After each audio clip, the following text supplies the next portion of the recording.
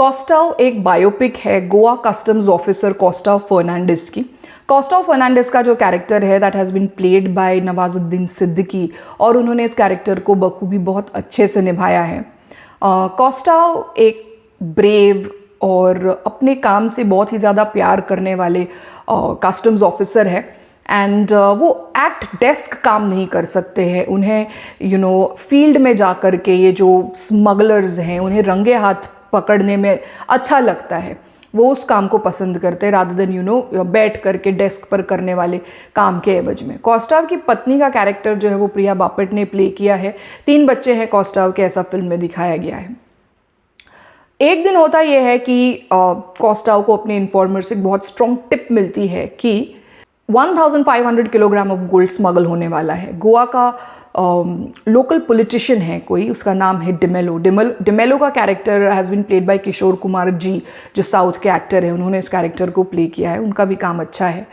इस टिप के तहत कॉस्टाव प्लान बनाते हैं, कुछ एसओपी से हट कर के भी वो कुछ हरकतें करते हैं, बट बहुत मुश्किलों से रंगे हाथ जब पकड़ने जाते हैं तो ये डिमेलो का भाई है पीटर, वो सोना लेकर के, स्मगल्ड सोना लेकर के कार में भाग रहा होता है और कॉस्टाव अकेले ही उसके पीछे पड़ जाते हैं। एक स्कर्मिश हो जाता है, इनके बीच में मुठभेड़ हो जाती है जिसमें पीटर कॉस्टाव के ऊपर अटैक करता है और अपने सेल्फ डिफेंस में कॉस्टाव जो है चाकू उसी की तरफ मोड़ देते हैं, पीटर की तरफ, और उसकी जगुलर वेन जो है वो कट जाती है। ऑन द स्पॉट पीटर की डेथ हो जाती है। वहाँ के लोकल जो रेसिडेंट्स हैं या गांव वाले हैं उस जगह के, वो जमा हो जाते हैं। कॉस्टाव भी बहुत घायल है, उसे भी पीटर ने चाकू से काफ़ी शरीर के ऊपर चोटें दे दी थी, हमला हो गया था उसके ऊपर। तो घायल अवस्था में ही कॉस्टाव कार से बाहर आता है एंड गाँव वालों को वो डिक्की खोल करके बताते हैं बैटरी में कितना सारा सोना पड़ा हुआ है। तभी वहाँ पर डिमेलो के गुंडे आने की खबर आती है एंड कॉस्टाव को कोई चारा नहीं होता है, वो वहाँ से भाग जाते हैं, एस्केप कर जाते हैं एंड अगले दिन जाकर के वो एक पुलिस स्टेशन में सरेंडर भी कर देते हैं। बट डिमेलो कुछ करप्ट पुलिस ऑफिसर्स उनको मैनिपुलेट करके कॉस्टाव को फ्रेम कर देता है अपने भाई पीटर के मर्डर के आरोप में एंड कॉस्टाव को अरेस्ट भी हो जाता है। हालांकि वो बेल पर बाहर आ जाते हैं, बट देन उनके ऊपर केस लग जाता है दफ़ा 302 के तहत, मर्डर का आरोप उनके ऊपर लग जाता है and district and sessions court में ये केस शुरू हो जाता है। एक सीबीआई इंक्वायरी भी कॉस्टाव के ऊपर सेटअप की जाती है। ये भी दिखाया गया है कि जो सीबीआई ऑफिसर है वो भी शायद हैंडल्ड है by this local politician D'Mello और वो अनबायस्ड इंक्वायरी नहीं करते हैं और किस तरह से कॉस्टाव को और कॉस्टाव की फैमिली को भी टॉर्चर करते हैं। डिमेलो के लोग भी उन्हें बहुत साइकोलॉजिकली भी टॉर्चर करते हैं और कांस्टेंट एक थ्रेट भी होता है कॉस्टाव की फैमिली को, उनके बच्चों के ऊपर, उनकी पत्नी के ऊपर। इसका बहुत ज़्यादा असर होता है। डिस्ट्रिक्ट एंड सेशंस कोर्ट में तो कॉस्टाव केस हार जाते हैं, बट देन वो हाई कोर्ट में केस अपील करते हैं। तो हाई कोर्ट में भी वो अपना जो पैरवी हो वो सक्सेसफुली एक्सेप्ट नहीं होती है, वहाँ भी वो केस हार जाते हैं।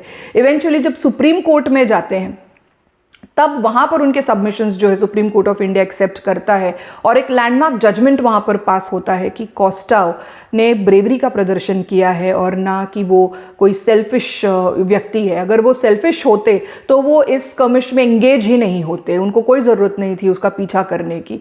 इस को अपहोल्ड करते हुए उन्हें बाइज्जत बरी किया जाता है और कस्टम्स एक्ट 106 एंड 155 के तहत उन्हें प्रोटेक्शन मिल जाती है और वो इस इल्ज़ाम से बरी हो जाते हैं। फिर उन्हें प्रेसिडेंट्स अवार्ड भी मिलता है। ये इस तरह का एक बायोपिक है। फिल्म की डायरेक्टर है सेजल शाह। ये इनकी डायरेक्टोरियल डेब्यू डायरेक्टोरियल फिल्म है इनकी। अभी तक इन्होंने एज सिनेमाटोग्राफर काम किया है। London dreams, bodyguard, action replay, commando, one man army जैसी फिल्मों की सिनेमाटोग्राफी सेजल शाह ने करी है। कॉस्टाव की कहानी को लिखा है भावेश मंडालिया और मेघना श्रीवास्तव ने। सिनेमाटोग्राफी मुझे इस फिल्म की काफ़ी अच्छी लगी। रफ़ी महमूद की सिनेमाटोग्राफी है। स्क्रीन प्ले भी बहुत अच्छा है, काबिल तारीफ है। डायलॉग्स और एक्टिंग भी बहुत अच्छी है, स्पेशली जहाँ पर eventually towards the end of the case जब डिमेलो जो है प्रेशराइज करता है कॉस्टाव को कि मुझसे आकर के मिलो, तब कॉस्टाव और जो डिमेलो के बीच में जो कॉन्वर्जेशन होता है, जो डायलॉग है, वो मुझे बहुत ज़्यादा अच्छा लगा है। बॉडी लैंग्वेज को लेकर के जिस तरह से कॉस्टाव डिमेलो की खींच देते हैं, उसको अपनी औकात दिखा देते हैं, वो वाला पोर्शन, वो वाला सीन मुझे बहुत ज़्यादा पसंद आया। हाउएवर फर्स्ट हाफ जो है वो काफ़ी इंट्रीगिंग है। मतलब उसमें ऐसे लग रहा था कि ये जो सोना है, जो स्मगलिंग सिंडिकेट है, ये बस्ट होने वाला है। बट देन सेकेंड हाफ में ये पता चल रहा है, वो थोड़ा लूज चला गया है। उसमें ये पता चल गया, कंफर्म हो जाता है कि ये बेसिकली जो फ्रेम हो गए हैं कॉस्टा फर्नांडिस, वो उनके कोर्ट केस के बारे में ये कहानी है। एंड देन जब ये केस चल रहा है तो फिर उनकी लाइफ किस तरह से अफेक्ट हो रही है, पर्सनल लाइफ जो है, प्रोफेशनल लाइफ जो है, वो किस तरह से अफेक्ट हो जाती है। बेसिकली ये कहानी उसके ऊपर फोकस कर रही है।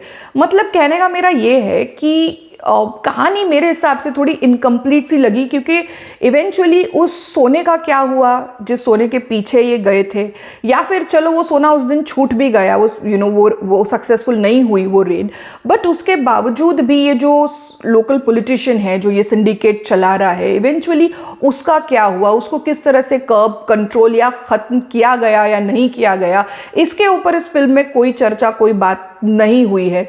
सो ये एक इनकम्प्लीट होने का एक एहसास यहाँ पर आ रहा है। ये कौन इस फिल्म में रह गया है मेरे हिसाब से। बावजूद इसके फिल्म अच्छी है, उसका ओवरऑल फील जो है वो अच्छा है, और कम से कम एक बार तो इस फिल्म को देखा जा सकता है। स्पेशली नवाजुद्दीन सिद्दीकी और कॉस्टा फर्नांडिस की जीवनी के बारे में जानने या एहसास करने के लिए, अनुभव करने के लिए इस फिल्म को ज़रूर देखा जा सकता है। So guys, this is my take on the film Costa.